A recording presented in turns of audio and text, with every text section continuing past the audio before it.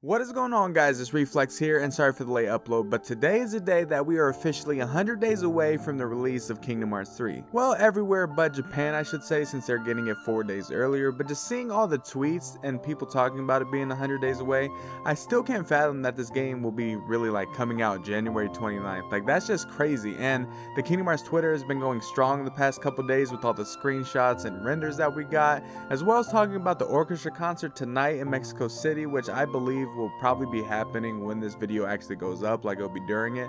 So a lot of people are thinking that they're going to show something there, which I mean, I don't think so, but it's just kind of weird that the Kingdom Hearts Twitter and a whole bunch of everyone, I believe, is just actually tweeting this specific concert out. So it's kind of weird. But aside from that, I mean, there's just so many things that is telling me this isn't a dream anymore. This game is really a thing that's happening. It's not just wishful thinking as a kid like it was.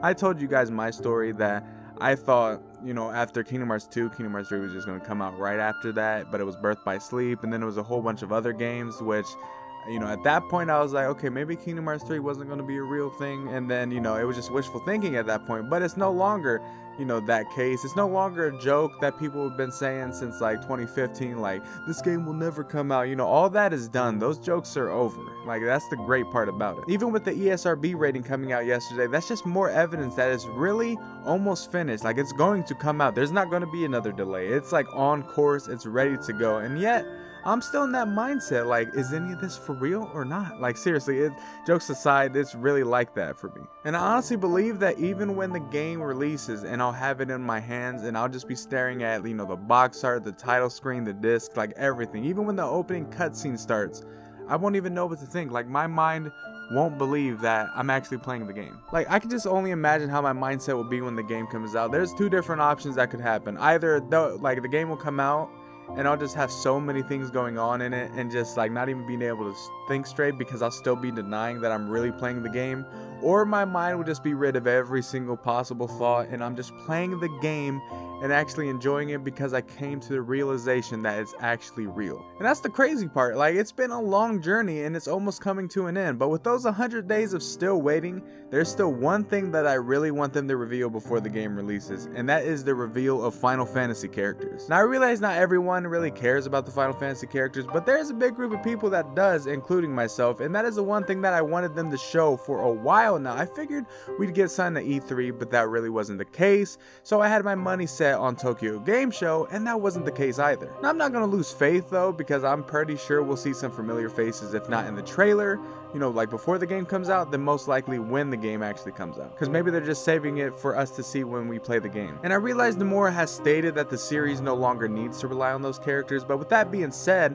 I don't believe he won't just include them, I feel like he has to include them in some type of way, just because I feel like he probably thinks that maybe he needs to include them for this final thing, because I mean, it just would be weird. I mean, honestly, it just would be weird if he didn't include them for this final arc, this final part of the Xehanort saga, because Kingdom Hearts 1, we pretty much had Leon, the whole entire group with Yuffie and all of them, just we were close to him. Sora, Donald, and Goofy were friends with them. They were close. Second game, still the same thing. So if there's not any of those characters in Kingdom Hearts 3, that would just be really weird. And there's a lot of people that believes there won't be a single Final Fantasy character in the game, and I mean, honestly, I'm not one of those people, because like I said, it'd just be really weird, because what would you do? Just write them off the game somehow? Just say someone just Thanos'd all of them and then they just disappeared? That's not how it's going to work. They're obviously going to be in the game. I'm just wondering why they're keeping them under wraps so much. And along the same lines of seeing all these Final Fantasy characters, we need to see the conclusion of the fight with Sephiroth. We need to see that part 3,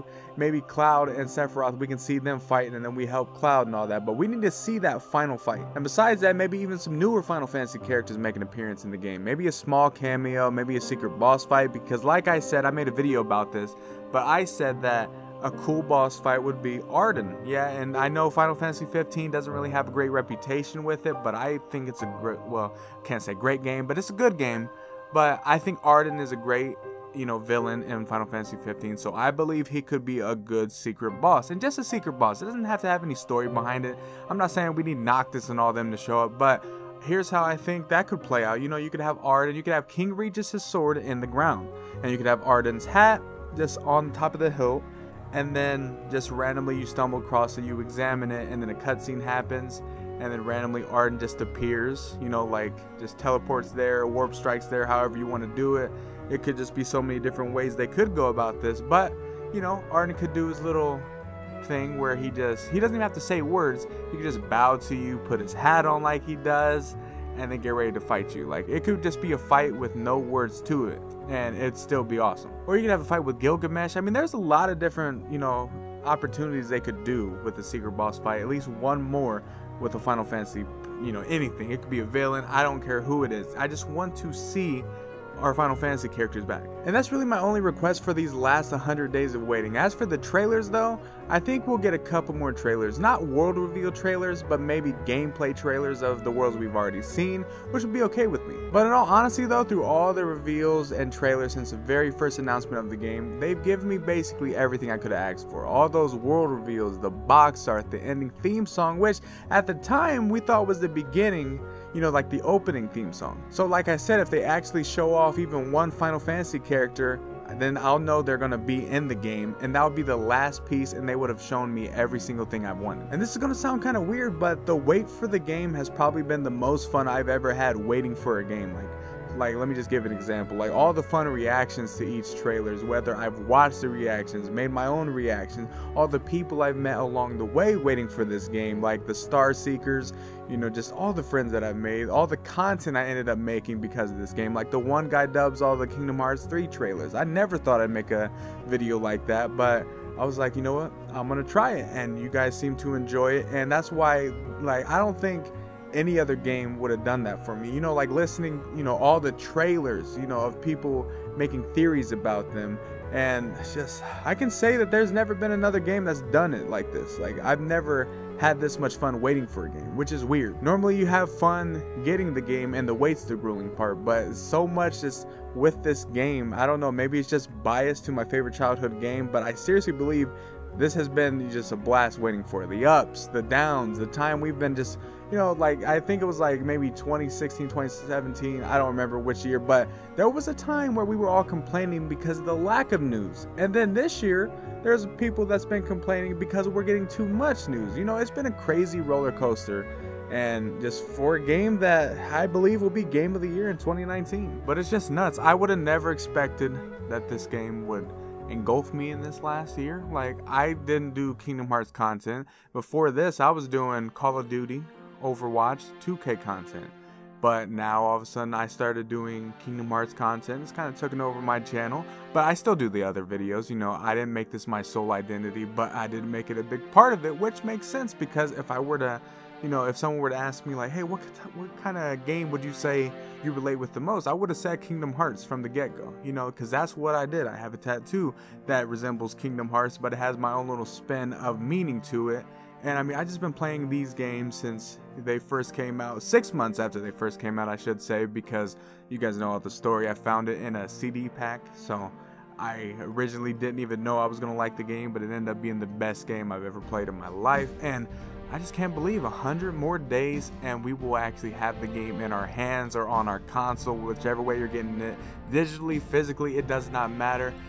You will be getting the game and enjoying it. And I'm glad they're releasing this on the Xbox too, because the Xbox players, you know, not everyone, you know, is going to be on the PlayStation. You know, some people are on the Xbox that really enjoy Kingdom Hearts, and maybe they can't afford another console, because who would want 2 next-gen consoles? And you know, this console wars, they really make you not want to get another console, you know, of the opposing one, because of how much crap each console talks to each other. I got them both because I just don't care. I think the console wars are stupid, but I'm glad they're putting Kingdom Hearts 3 on both consoles, just because both consoles deserve love for this game, because there's a fan base that reaches around every single console. It needs to go on the Switch. It needs to go everywhere. It does. Kingdom Hearts 3 needs to go on every single console. That way every single person can enjoy this game, whether you're a Nintendo Switch person, whether you're an Xbox person, whether you're a PS4 person. Like, it does not matter. Everyone deserves to play this game. I wish they could downplay the graphics a little bit and put it, you know, not downplay it, like downplay it for the previous consoles and put it on there too. Let the people that can't exactly upgrade to the newest console, you know, let them enjoy it as well. You know, I mean, just these last 100 days are going to be nuts. It's literally going to be crazy. I'm going to feel like I'm, you know, doing a backwards Roxas. Instead of going day 1 to day 7, I'm going day 100 to day 1, you know, the final day, and then just that final day looks like my wait is over, and then I finally play that game. There will be a let's play, and the let's plays for, you know, my road to Kingdom Hearts 3, it will resume. It's just I've been kind of busy lately and haven't been able to record, which you guys will understand in the Atlantis episode, or Atlantica episode, I mean. Sorry, I always mix those up for some reason. I don't know why. It's just, I know what to say, but it doesn't come out right. But yeah, the episode is going to be kind of weird. I start off later in the world because a little stuff happened, but I won't spoil it. But yeah, this last 100 days, it's going to be nuts. But let me know down in the comment section below. And sorry if this was like a ramble, but these are one of those videos. I mean, every time, when it gets to 50 days, I'm going to make a video. When it gets to 10 days, when it gets to 5 days, I'll make a countdown for every single day. And it's going to be crazy. But yeah, let me know down in the comment section below what you think of this, you know, final 100 days of waiting. Are you excited? Are you not excited? Or do you not even care? Like, for all I know, you could be watching this video and you're not even a Kingdom Hearts fan, but you're probably just watching everyone flip out over this game, trying to figure out why it is they're, you know, flipping out. But if you don't like Kingdom Hearts, I suggest getting into it, because it's going to be game of the year, in my opinion. But yeah, just let me know your thoughts down below. But if you guys did enjoy this video, leave a like, subscribe, and you guys know the drill. I will see you guys later.